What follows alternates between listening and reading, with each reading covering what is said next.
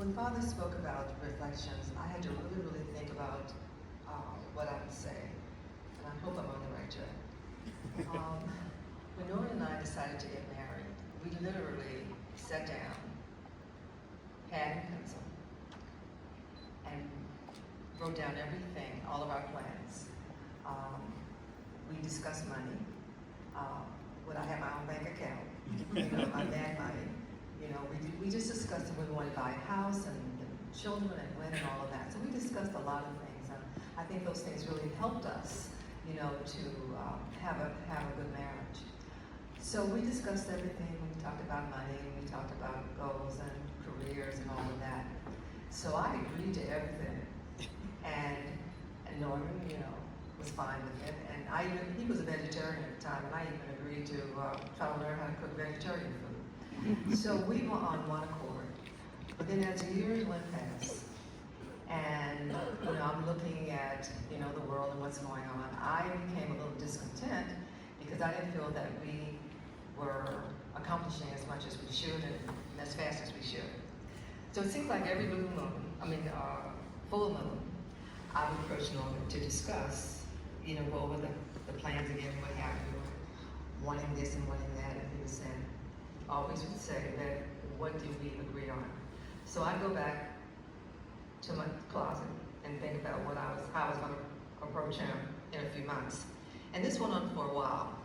Norman would very calmly say that, what did we agree on? So then one day, a thought came to my mind and was really upsetting to me. And the thought was, you are ungrateful. You're not satisfied with what God has given you. And you're looking at the world, you're looking at the outside world and not looking at the inside. I wasn't looking at our house, I was looking at what everybody had. And what helped me was that I felt so guilty, and I asked God for forgiveness.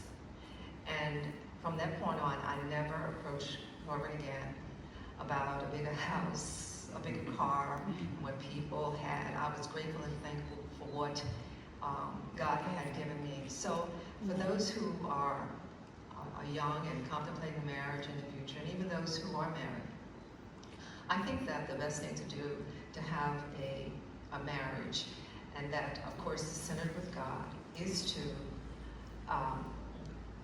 to focus on what's important, to focus on what you really need, and work with each other and speak and talk to each other. So that really helped me, but I was very, very embarrassed that I never thought I was jealous or what have you. But I think that when I thought about that, I would say that to the young people, don't look at the world and what the world has to offer. Look within, and you will have a good marriage.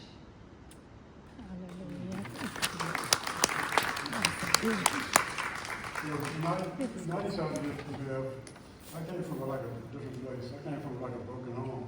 And I vowed that if I got married, I'm not going to do what I saw others in my family do. And they give me an extra boost, to stick in it. Like Father said, marriage is easy to fall in and fall out of love, but to stay with someone, especially through hard times, arguments, fights, and that sort of thing, it takes a lot, And so I think of, when I see other people doing it, I don't see why some of them break up for the smallest things. But you hear them talk about irreconcilable differences. I don't know what that is. It takes a lot of courage. It takes a lot of courage sometimes to say, I was wrong, okay? And sometimes you have to do that. And I've done it a few times, right? And so my thing is that I think each spouses have to be humble at some time. You may be wrong. If you're wrong, you got to sometimes own up to it. It doesn't hurt. You get over it pretty quickly. But if you're right, sometimes you just want to boast a little bit. Right? But those are the ups. You have ups and downs, and you really got to stick with it. And it's a long distance race, not a sprint. And that's all I gotta say is not a sprint. Oh, that is awesome.